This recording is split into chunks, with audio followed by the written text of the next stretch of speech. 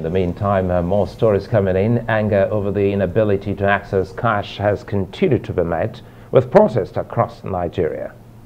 Yes, indeed. And in Benin City, the Edo State capital, protesters blocked major roads and set bonfires. Reports say one person died in the process. And in Asaba, Delta State, protesters attacked one of the second-generation banks, while in Ibadan, there were marches across major roads, and that's in Oyo State. Well, there were also protests in Songo, Ogun State, and in Ondo Town, right there in Ondo State, where commercial activities were halted. Edo State Governor Godwin Obaseki has directed all security agents to fortify security and vigilance around vulnerable areas, especially banks. Point out that from what happened today, you can tell clearly that the people who undertook the damages of banks and banking assets were not depositors. And so this Security Council met tonight, and we resolved that we must restore security to the state and to our banking institutions. From tomorrow morning, the security agencies will give support to disbursements of cash through POS operators across our markets. And as soon as they can restore safety and sanity to the banks, then the banks will open to disburse cash to our citizens. All right, events have been unfolding today.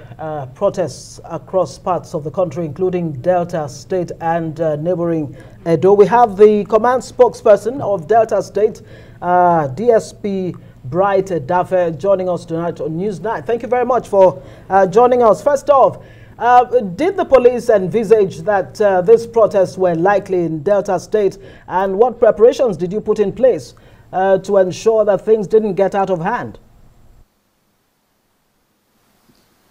Okay, on Tuesday last week, when the Commissioner of Police was addressing officers and men of the command, he made it very clear that they should envisage protests, since it was happening in some of our neighboring states, even in the western states.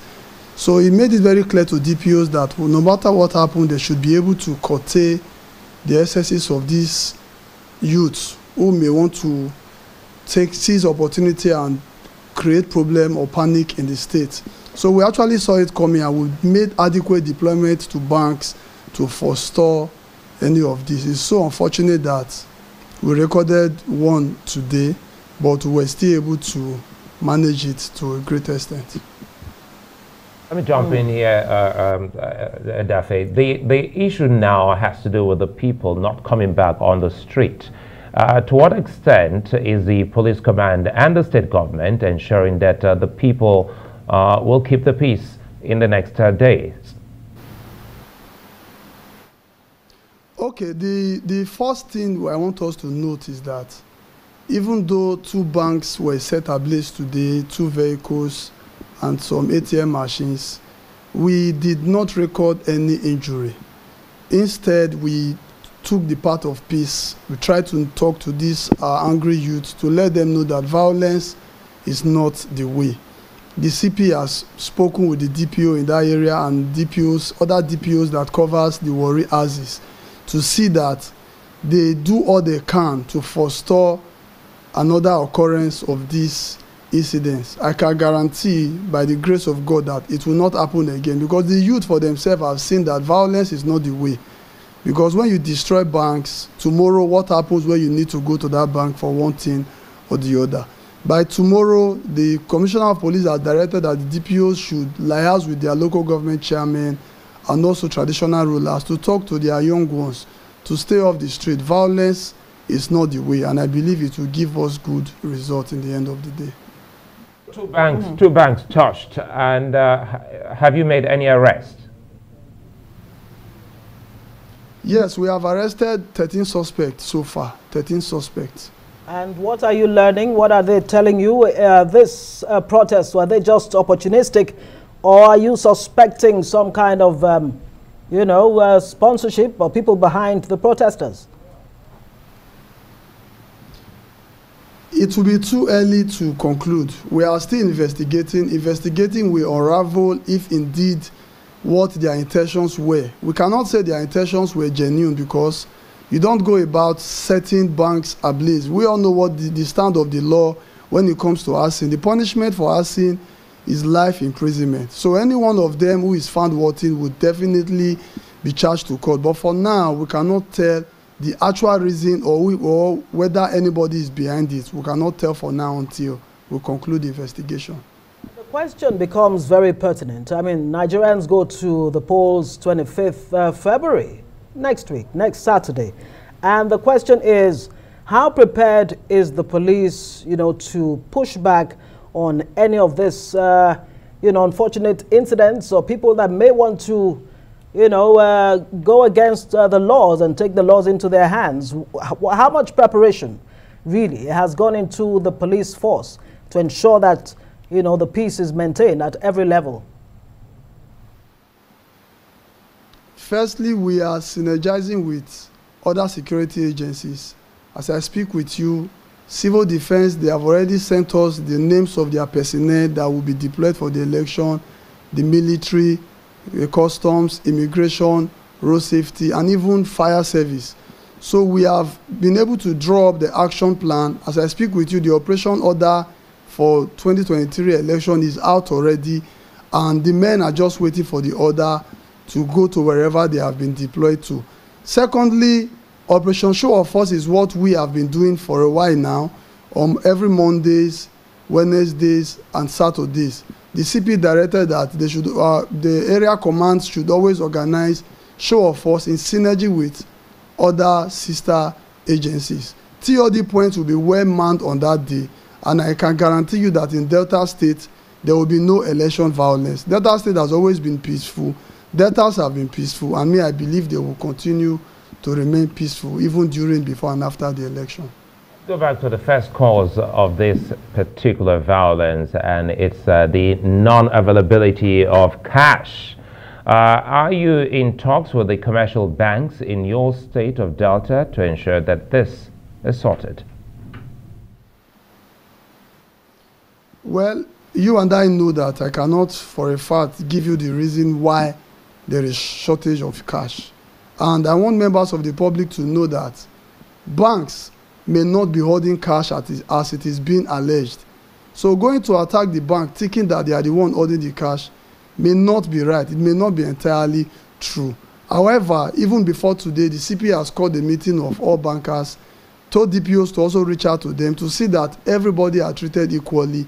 If they are to come to the bank and get a particular amount that they can pay to every customer, they should do it equally, devoid of sentiment. I believe if they do this and also address their customers on the challenges that they are facing, it will not reoccur. It will not reoccur. I firmly and strongly believe in that.